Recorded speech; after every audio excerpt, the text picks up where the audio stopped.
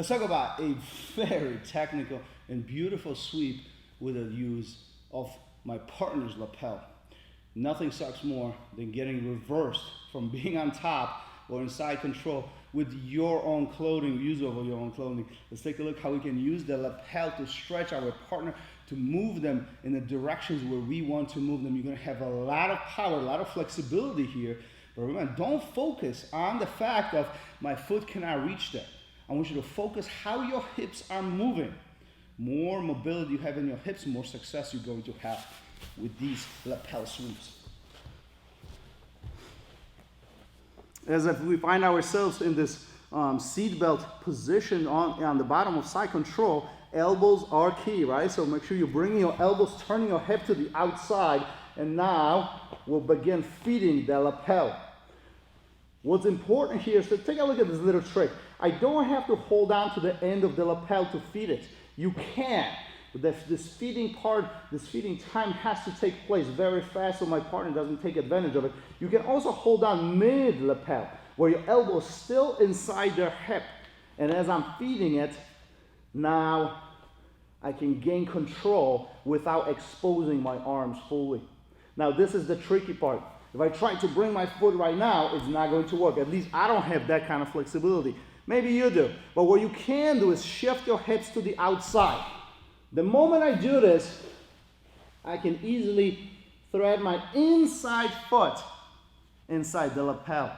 Notice I am not stretching it up. I am not trying to put pressure on it. Simply put my foot inside. The moment I do this, I can start maneuvering my partner. And that, all these motions will give me time and ability to feed the opposite foot. Now this is the important one because this is what's going to generate the sweep. Before I sweep my partner, I'm going to make sure that I'm in the right position. So take a look, I'm going to shift them forward, and you can easily probably move your partner here. However, if I come inside with my knee, tuck my foot behind their hip, and now I will simply move my hip inside, extending the arm, extending the foot. I'm going to take them off balance, right to this position. And now you find yourself almost on top. All you need to do is post, step, and we are in top control position, fully ready to execute.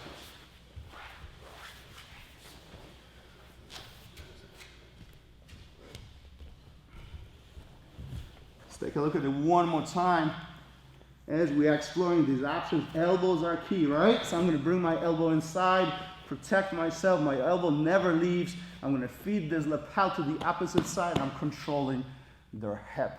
Now, as the foot. Move my hip out. Scoot in. Thread the foot inside. Now I'm going to come back. Feed the opposite foot, and now I have all the power. Notice my knee inside. This is the important part. This is what controls their hip. As I have my foot on the opposite side, my knee is right across their stomach, and now they are heavily off balance. By bringing my hip inside, I'm going to begin the sweeping motion. Hip in, extend, and roll it right to the top. From here, stepping over, great idea. From here, we can attack arm bars, triangles, shoulder locks, large variety of submissions. One more time.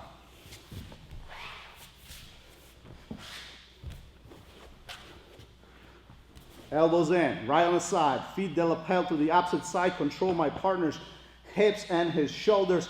My hips out. And get my feet right in place. Notice how the nice transition, I transition from foot to foot, my knee right away inside. Work on that system, work on that process. Is going to make it much easier for you. Now, we are in a good spot to control my partner. Look how easily I can maneuver his hips, his weight. Even if he's holding on to me, that makes it even easier. He's attached to me, my hips inside, roll to the opposite side, and then we are right on top. Continue drilling this. This is important and technical reversal from the bottom of side control. You're going to find a lot of success if your hips remain mobile. Good luck with this one.